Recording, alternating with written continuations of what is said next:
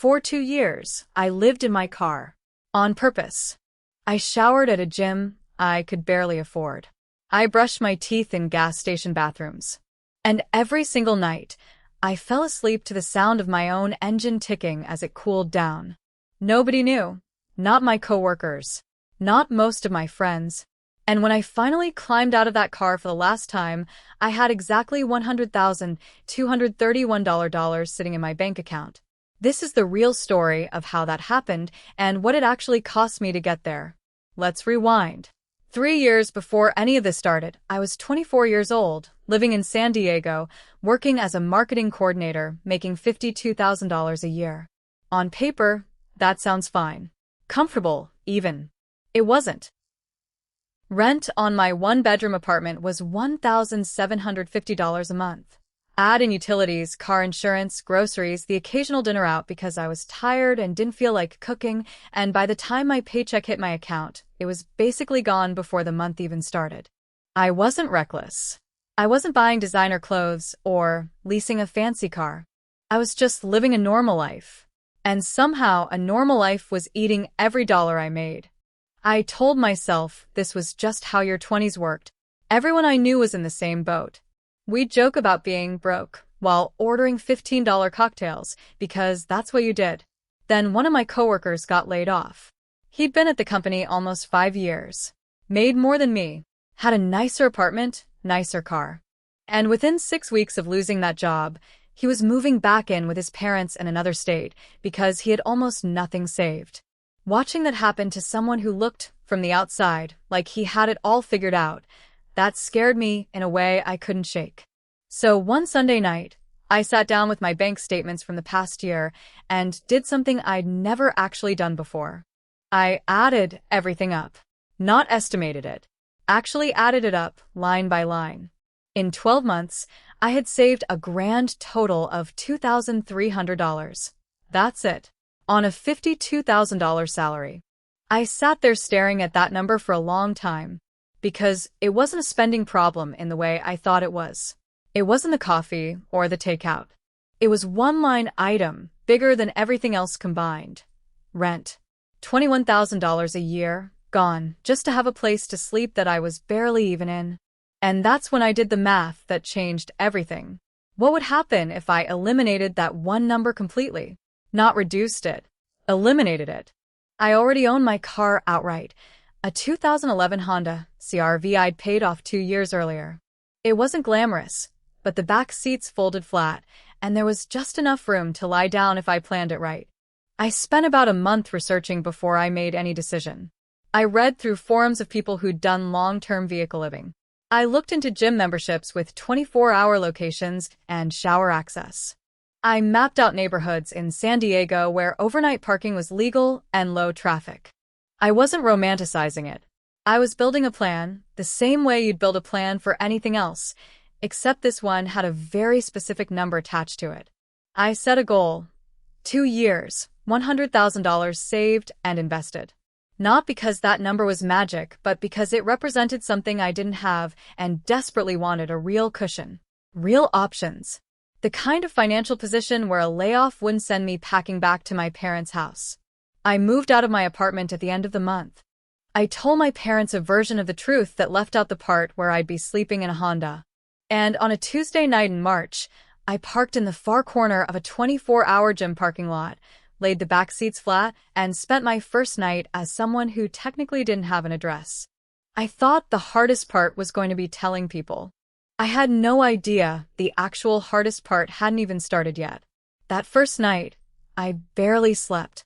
Every car door slamming in the parking lot, every set of headlights sweeping across the ceiling. I was awake for most of it, running scenarios in my head about what I'd say if someone knocked on the window. Nobody did. But it took weeks before my nervous system believed that. Over the next month, a routine started to form, mostly out of necessity. I'd wake up before sunrise, before the gym's regular crowd showed up, so nobody would notice the guy climbing out of the back seat of an SUV in yesterday's clothes. I'd shower at the gym. $10 a month for that membership turned out to be one of the best financial decisions I made the entire 2 years. I'd brush my teeth in the locker room sink, get dressed, and head to a coffee shop or the office, looking, as far as anyone could tell, completely normal.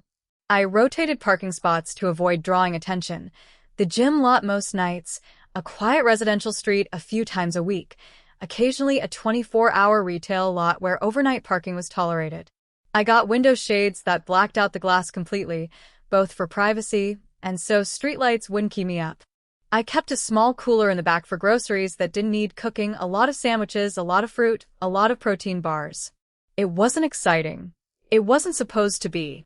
Here's the first real financial lesson I learned, and it hit me hard within that first month. Cutting your single biggest expense does more for your savings than every small budgeting trick combined. I'd spent years trying to save money by skipping coffee runs and canceling subscriptions, and it barely moved the needle. By the end of month 3, I'd saved $6,200. That was more than double what I'd saved in the entire previous year, at the same job, with the same paycheck. The hardest part wasn't the discomfort. It was the secrecy. I told my coworkers I was staying with a friend while I figured out my next move. I let my parents believe I'd found a cheaper apartment. There's a specific kind of loneliness that comes from having a huge part of your life that you can't talk about with anyone, not because you're ashamed of the goal, but because you know how it sounds out loud. I'm living in my car to save money doesn't land the way I'm saving aggressively for a house does, even though financially they're the exact same decision with a more extreme method. Around month 5, I opened a high-yield savings account and set up an automatic transfer for the same day my paycheck landed, before I ever saw the money in my regular checking account. Then I opened a brokerage account and started putting a portion into a low-cost index fund every single month, automatically, no decision-making required. This turned out to be the second lesson that mattered just as much as the first. Automate it so willpower is never part of the equation. I wasn't relying on discipline to save money. I'd made it structurally impossible to spend what I'd already decided to save. A few months later, I picked up freelance graphic design work in the evenings. Nothing fancy, mostly small business logos and social media graphics I found through word of mouth and a couple of online marketplaces. It brought in somewhere between $700 and $900 a month, depending on the workload. Here's the thing though, I didn't let that extra income touch my lifestyle at all. Every dollar of it went straight into the same investment account as my regular savings. That's a trap a lot of people fall into without realizing it. You get a raise or a side hustle takes off and your spending quietly rises right along with it, so you never actually get ahead. I made a decision early on that any new income was investment money, period, not lifestyle money. That one rule alone probably added tens of thousands of dollars to my final number. There were small good moments too, and I don't want to make this sound like nothing but suffering. I found a 24-hour laundromat with a genuinely great late-night radio station. A security guard at one of my regular parking spots figured out what was going on within a few weeks, never said a word about it, and started giving me a little nod when I pulled in at night. Small kindness like that mattered more than I expected. Every month, the number in my savings and investment accounts climbed. Slowly at first, then with real momentum. By the end of the first year, I'd crossed $46,000. I was ahead of my own schedule, and for a while, it genuinely felt like I had this whole thing figured out. San Diego winters aren't brutal by most standards. No snow, nothing close to freezing most nights. But when you're sleeping in a car with the windows cracked just enough to keep the glass from fogging over completely, not brutal and comfortable are two very different things. Around month 14, I caught a bad flu, the kind that puts you flat for days. I don't think I understood real isolation until that week. Fever, chills, barely able to keep food down, and nobody to check on me because nobody knew there was anything to check on. I spent 3 days mostly unable to get out of the back seat, wrapped in every blanket I owned. Missing work, missing freelance deadlines, wondering if I'd made a serious mistake with my own health in exchange for a number in a bank account. Then, about 2 weeks after I'd recovered, something happened that scared me even more.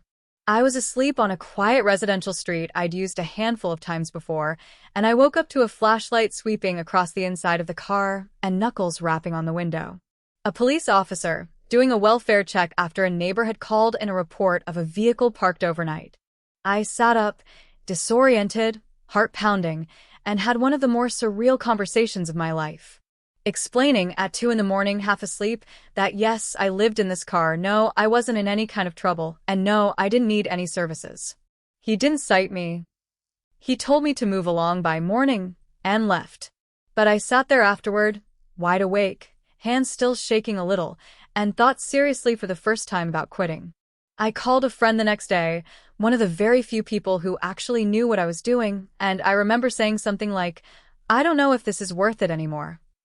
I was tired in a way that went past just needing sleep. I was tired of hiding, tired of being cold, tired of flinching every time headlights swept across the car at night. She didn't try to talk me out of how I felt. She just asked me one question. How much do you actually have saved right now? I checked. $71,400 combined across savings and investments. And here's the part that actually shifted something in me. A meaningful chunk of that number wasn't money I'd put in myself, it was growth.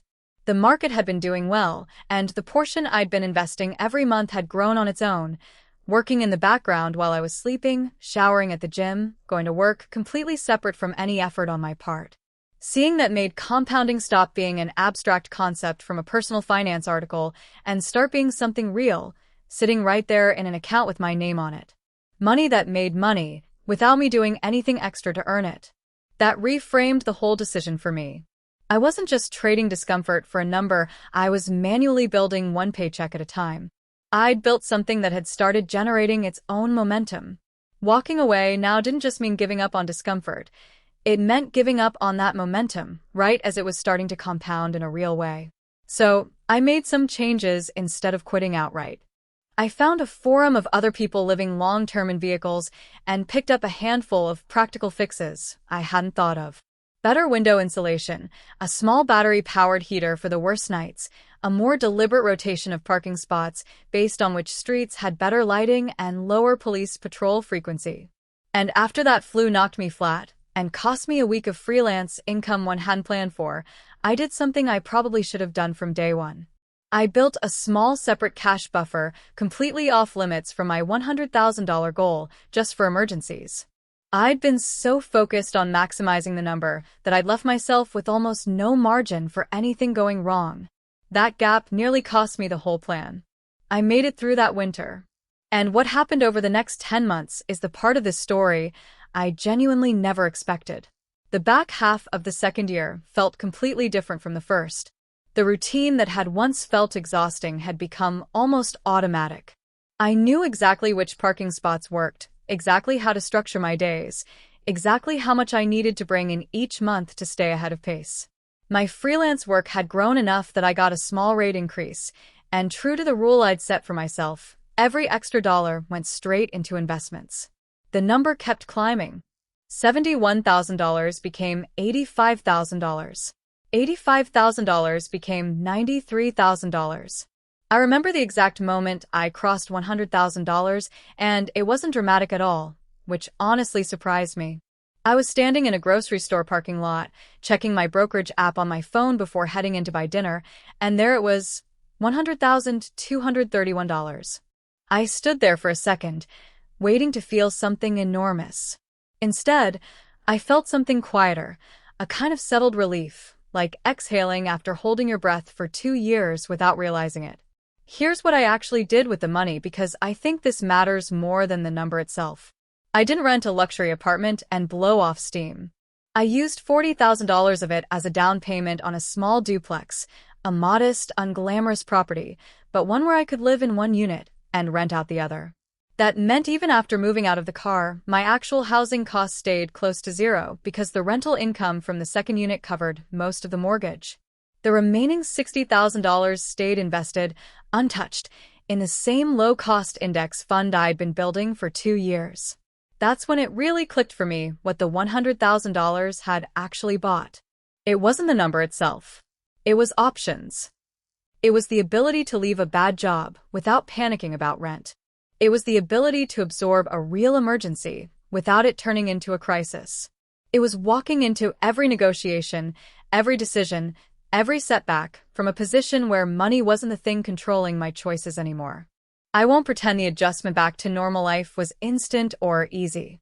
For months after I moved into that duplex, I felt strange spending money on things that weren't strictly necessary. I'd stand in a store holding something as simple as a decent pair of shoes and feel this reflexive guilt, like I was somehow breaking a rule I'd spent 2 years building. It took real, conscious effort to relearn how to spend money on comfort without treating it like a failure. That surprised me more than almost anything else in this whole story.